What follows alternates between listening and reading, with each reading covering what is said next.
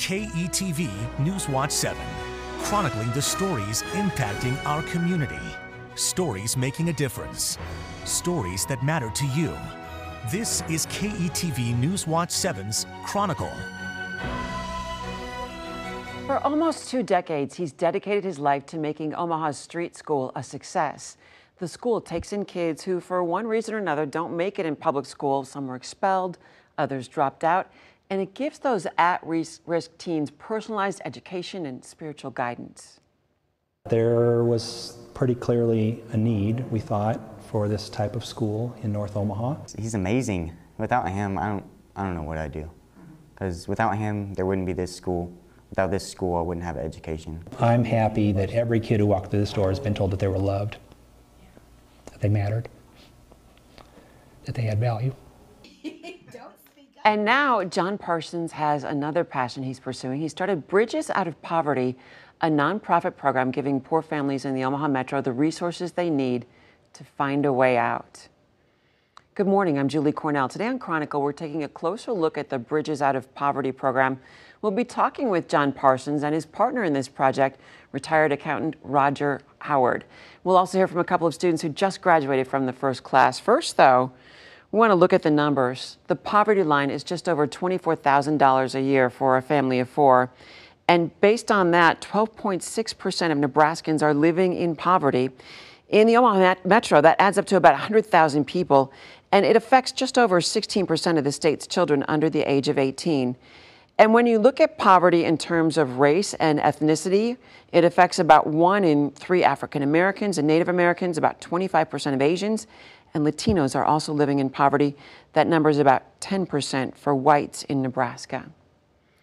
Poverty, as you'll see in the next half hour, isn't one issue, but made up of a variety of factors. Among them, food insecurity. And in Nebraska, about 15% of households experience difficulty providing enough food to feed themselves or their families. On the plus side, only about 7% of Nebraskans use high-cost, high-risk forms of credit to make ends meet. And Nebraska ranks 5th in the country when it comes to affordable housing. Despite spending $18 trillion in the war on poverty since 1964, the number of people living in poverty has remained the same. So Omaha Bridges Out of Poverty has developed a comprehensive solution with the goal of helping 50,000 under-resourced individuals lift themselves out of poverty by 2026. This is a huge goal. Joining me now to talk about how they plan to do that, Bridges Out of Poverty Chairman Roger Howard and Executive Director John Parsons. Thank you both for being here. Obviously, you're passionate about this to pour your whole life into it. What is Bridges? Can you tell me in a nutshell? Is it a class? Is it a program? Is it a building? What is it? Well, it is a program. It's a comprehensive program that you just mentioned. And so it involves educating, helping, assisting folks that would live below that poverty line that you showed a second ago. Right. And helping them build the resources and then pull themselves out of poverty. And it's also community education. So we need businesses and government and employers all over the city, all over the metro area to understand the conversation so that they'll be ready to hire the folks that we hope will then be ready to take those jobs and change their lives. Right. Are people coming to you and signing up for a class? Is it a 6-month commitment? Is it a year? What is it? People are signing up. It's only a 10-week commitment for the class, the Getting Ahead. And then once they graduate from that program, then we have Getting Going that will transition them to the workplace. And after that, they can stay with us for a lifetime because we have an alumni association.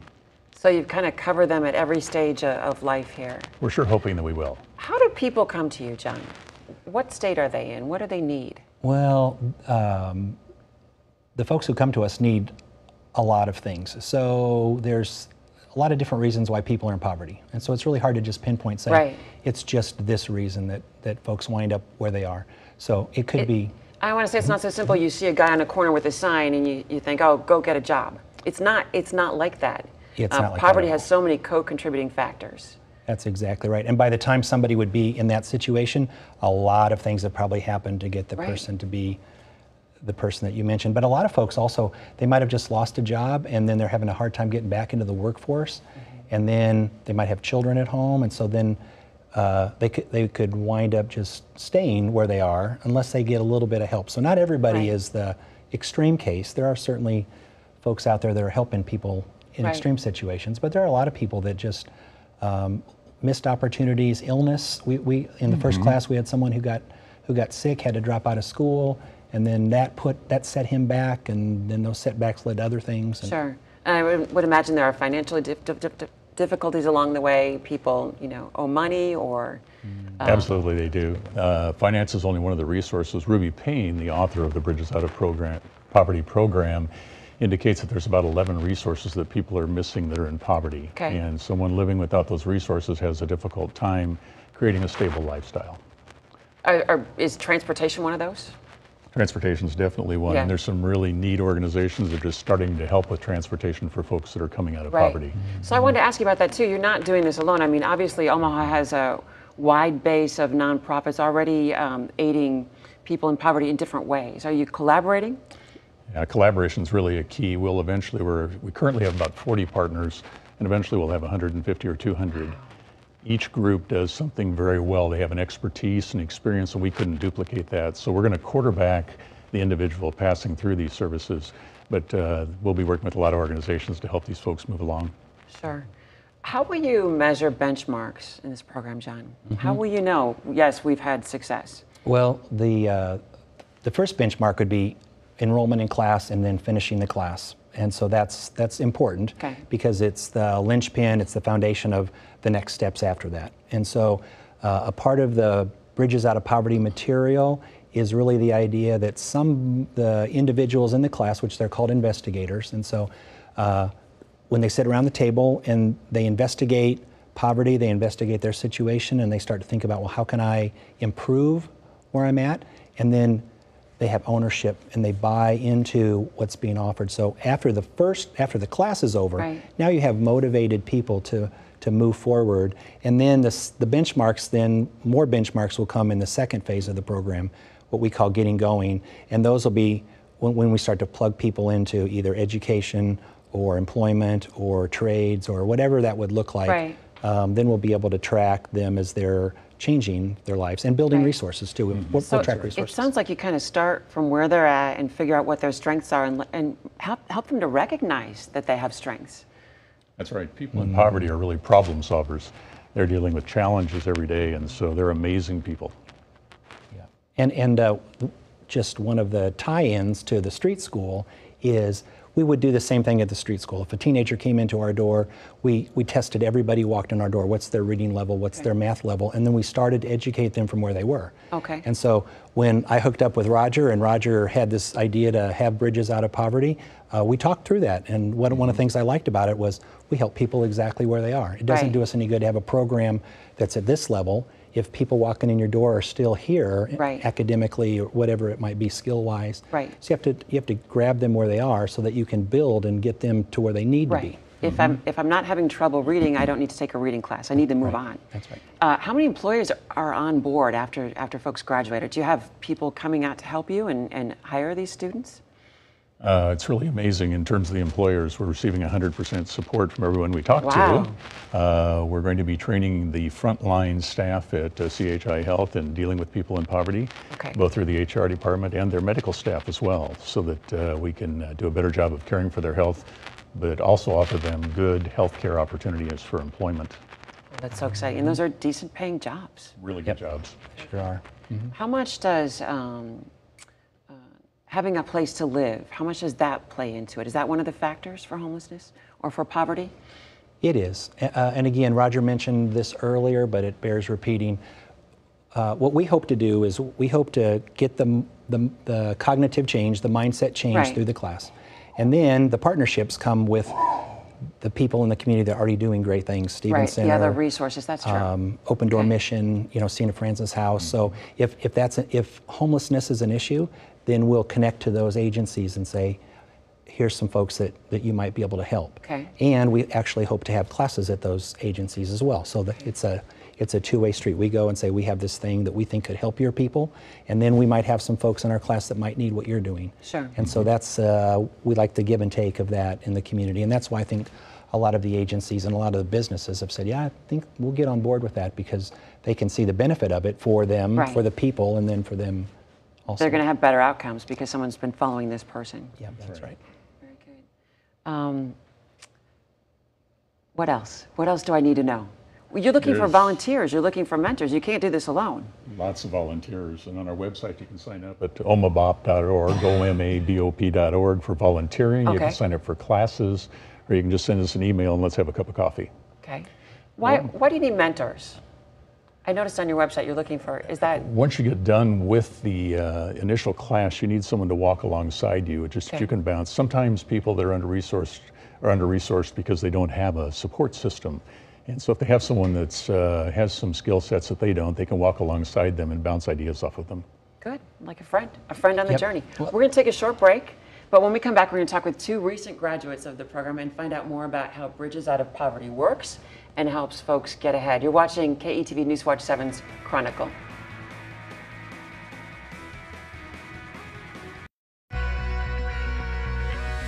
This is KETV Newswatch 7's Chronicle. This morning we're talking about a new program that's just getting started here in Omaha called Bridges Out of Poverty. And joining me now are Leo Marks and Keturah Wright, both recent graduates of the program, along with John Parsons, the executive director. Thanks for being here. Oh, thank you. So how did you find Bridges? I actually, it was a friend of mine, and she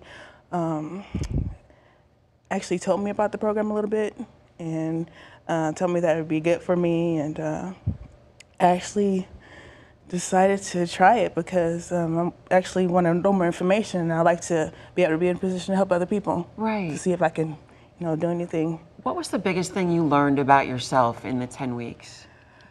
For me, I guess my pride sometimes get in the way of me being able to ask for help. Okay. So it's difficult for me to ask for help, and I guess that was the, moment that helped me in the program. Because once you open up and you say, all right, I don't know everything, or I'm kind of weak in this area, or I'm good at this, but I'm not so good at this, that helps, doesn't it? It does. Very good. Yeah. How about you, Leo? How'd you find Bridges? I came to Bridges Out of Poverty with Sharon Jackson. She had facilitated the Getting Ahead program for me at the Stevens Center. Okay. And then I was really impressed with it, and so volunteered to Sharon to do anything I could. She pulled me on as a co-facilitator Okay. in classes there, and then when she worked with John, I followed her out to the Omaha Bridges Out of Poverty group. Wow. So now are you helping others kind of Yes.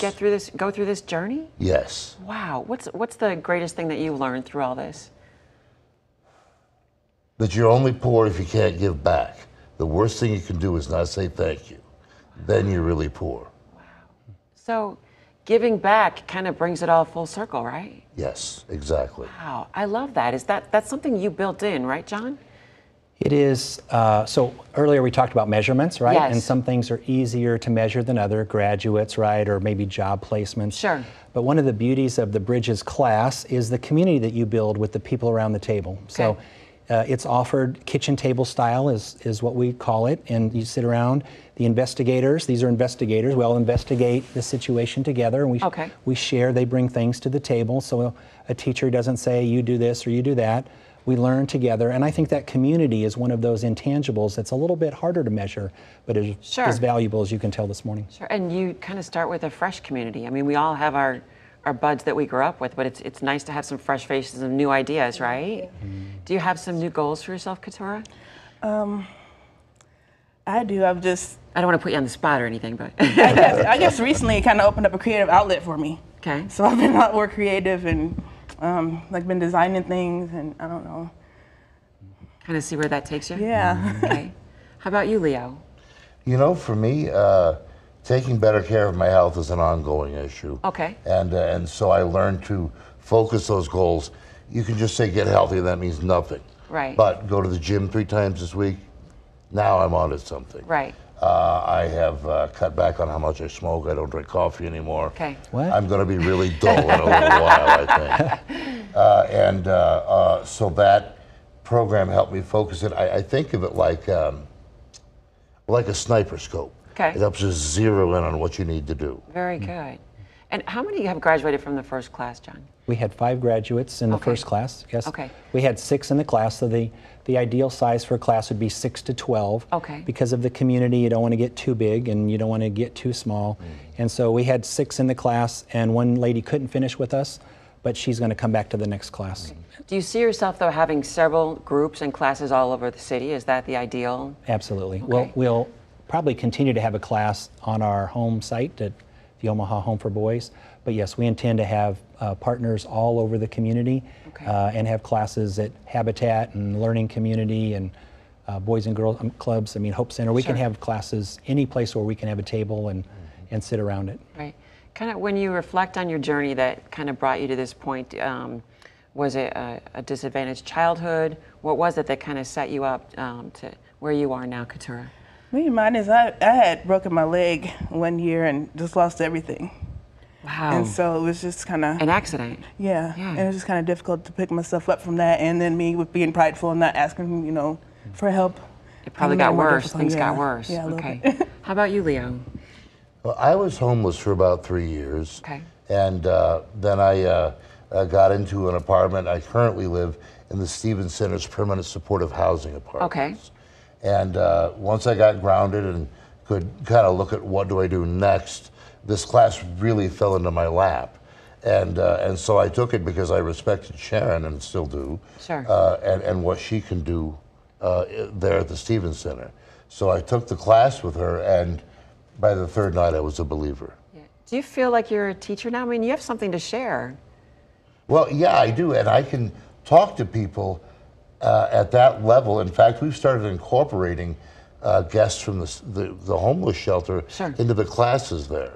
And so I can talk to them on that and say, I was where you are, come be where I am now. Oh, that's excellent. That's so empowering. That's so powerful. This is based on another model, a national model, right? That's right. The words Bridges Out of Poverty, it's a national curriculum. Okay. And so Roger called and said, hey, can we use your name in our local organization? They said, sure.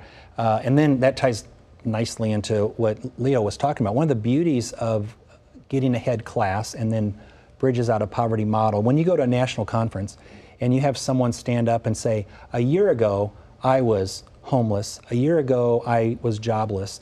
And a year later, I'm now at a conference talking because I was hired by the Bridges people, or now I give back, whatever that is. You see empowered lives. So the national conference is very energizing and inspiring to realize this is working. It's not just a textbook or just 10 weeks and get a certificate.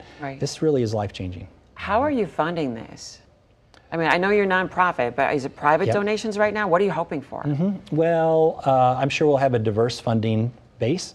So right now, because we're getting started, private donations, write grants to local foundations, corporate gifts. Again, some of our early partners have given us some money to help us get started, and again, private individuals. And so we're kind of in the market. What we hope to do is we hope to, as we grow and we think strategically out 10 years, we hope to have the type of funding that wouldn't have us take from other agencies. So if we can get some folks behind the bigger idea to participate in how this could work as a community, we don't want to take money from the Open Door Mission or Hope Center. We'd like those folks to keep doing the good things they're doing, and then have us kind of help again, kind of quarterback. But it sounds like you're doing something different enough that there's no repeat of services. You're doing something very unique. Again, going back to the street school days, there's a lot of people doing a lot of good things in the community. Oh yeah. But there aren't a lot of nonprofits, even some of the bigger nonprofits, they don't have extra jobs for people to connect them to other agencies. No. And so the niche that we see ourselves stepping into is the ability to be the connector between people that are doing good things, and where does Keturah need to get to and where does Leo need to get to, so that we can connect the dots for folks. So I think the niche is different, and so far the response has been pretty good to our offering to say we'd like to help in that space. Right. What would you say to someone who was maybe in your situation a couple of years ago, like they felt they had no options? What would you say to them? I would say, ask questions. Don't be afraid to ask for help, basically. Because you might be able to be in a position sometime to help someone else. Right. And pull someone else up, and then, it goes on after that. Right. And Leo, you kind of talked about that earlier. I mean, you're encouraging people right now who are homeless on the streets. Sure. Well, it's an easy sell. if you don't like the program, you can have your poverty back. You know, it's only an upward There you go. path. And we're there to help them get up. Right. It helps to have an open mind and to be positive, right? And to believe it can happen. Right. One of the great things about being part of this program is seeing the literal miracles that happen with people. The first class I co-facilitated, we had a young man in there who he'd gotten clean and sober, and he got an apartment, and that was as far as he'd made it. Okay. And now he went through the program. He is a volunteer there at the Permanent Supportive Housing. We did a production of Scrooge last year, Sure. and he was Scrooge. He's spending more time with his wife and his daughter, and he just recently landed a job. He's living. He's, Yeah, exactly. He's not just And surviving. so his daughter benefits, Love it. his neighbors benefit. Right. It goes on and on like that. This has huge potential. I'm so excited to talk to all of you. Thank you so much for sharing your stories and your vision. Thank you. Thanks for having We'll us. be right back with some more final thoughts. First, a reminder that your comments are part of the show. After our show with Joe Ricketts and his religious posters on the flat, Christine Manick O'Donnell wrote, "My favorite episode of Chronicle ever." David, you did an excellent job on this story. If you'd like to be heard, you can email us, news@ketv.com. We'd love to hear from you. We'll be right back. This is KETV Newswatch 7's Chronicle, and this morning we've been talking about the new Omaha Bridges Out of Poverty program. The goal is to help 50,000 residents in the Omaha Metro lift themselves out of poverty by 2026. If you'd like to learn more about the program or apply to be a collaborator or a volunteer, we've created a link to their website on ketv.com. If you missed any part of this show or you'd like to watch it again, it's online right now at ketv.com. Just click on the menu button on the homepage, look for Chronicle. I'm Julie Cornell. We leave you this morning with scenes of a summer rainfall from our chief photojournalist, Scott Buer. Thanks for watching. We'll see you back here next Sunday morning for KETV Newswatch 7's Chronicle.